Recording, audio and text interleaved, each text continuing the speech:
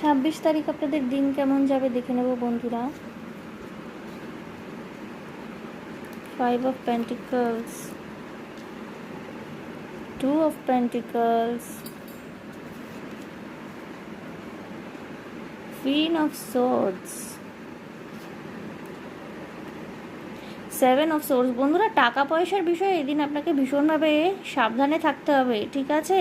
কোনো জায়গায় ইনভেস্ট করা বা যে কোনো মানুষের কথা শুনে সেইখানে ম্যানিপুলেটেড হয়ে গিয়ে সেখানে গিয়ে ইনভেস্ট করা বা যে কোনো রকমের টাকা পয়সা সংক্রান্ত ডিসিশন নেওয়া কাউকে দেওয়ার ক্ষেত্রে, চাকরি পরিবর্তনের ক্ষেত্রে বা ব্যবসা করার ক্ষেত্রে, যদি আপনি নতুন ধরনের কোনো প্রোডাক্ট মাল তুলবেন বাজার থেকে মনে করছেন, সেই সমস্ত কিছুর ক্ষেত্রে না, ইনভেস্ট করতে যাওয়ার ক্ষেত্রে বন্ধুরা আপনাদেরকে ভীষণ সাবধানে থাকতে হবে, কারণ ব্যাড ইনভেস্টমেন্ট হয়ে যেতে পারে, আপনার অর্থ নষ্ট হতে পারে, ভুল সিদ্ধান্তের জন্য কিন্তু আপনার লং টাইম সাফার করতে হতে পারে। টাকা পয়সা সংক্রান্ত ব্যাপারে কিন্তু ভীষণভাবে সাবধান। কোনো এমন কাউকে বিশ্বাস করবেন না যাকে আপনি চেনেন না, বা চেনাশোনা কারোর কাছেও যদি আপনি টাকা পয়সা সংক্রান্ত কোনো রকমের ডকুমেন্টস, কারোর সাথে হয়তো আপনি চেনাশোনা রয়েছে, পরিচয় রয়েছে অনেক দিনের, তার সাথে কোনো রকমের ডকুমেন্ট আপনি সাইন করছেন, বিজনেসের ক্ষেত্রে হোক, জবের ক্ষেত্রে হোক,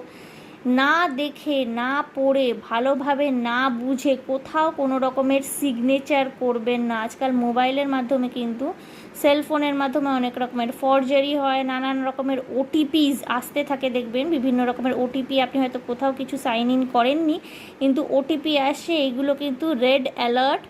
আপনার ব্যাংক অ্যাকাউন্ট কিন্তু সিকিওর করতে হবে আপনাকে, দরকার হলে পাসওয়ার্ড চেঞ্জ করুন।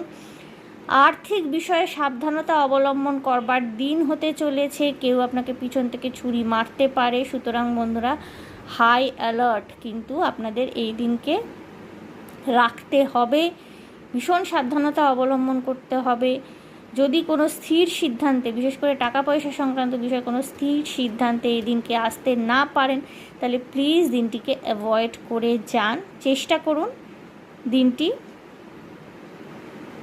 টাকা পয়সা বিষয়ে কোনো রকমের সিদ্ধান্ত নেওয়ার ক্ষেত্রে না চুজ করতে, অর্থাৎ আপনি অন্য দিন টাকা পয়সা সংক্রান্ত বিষয়ে সিদ্ধান্ত নেবেন, এই দিন চুজ করুন যে অর্থকরী বিষয়ে কোনো রকমের ডিসিশন আপনাকে যাতে না নিতে হয়।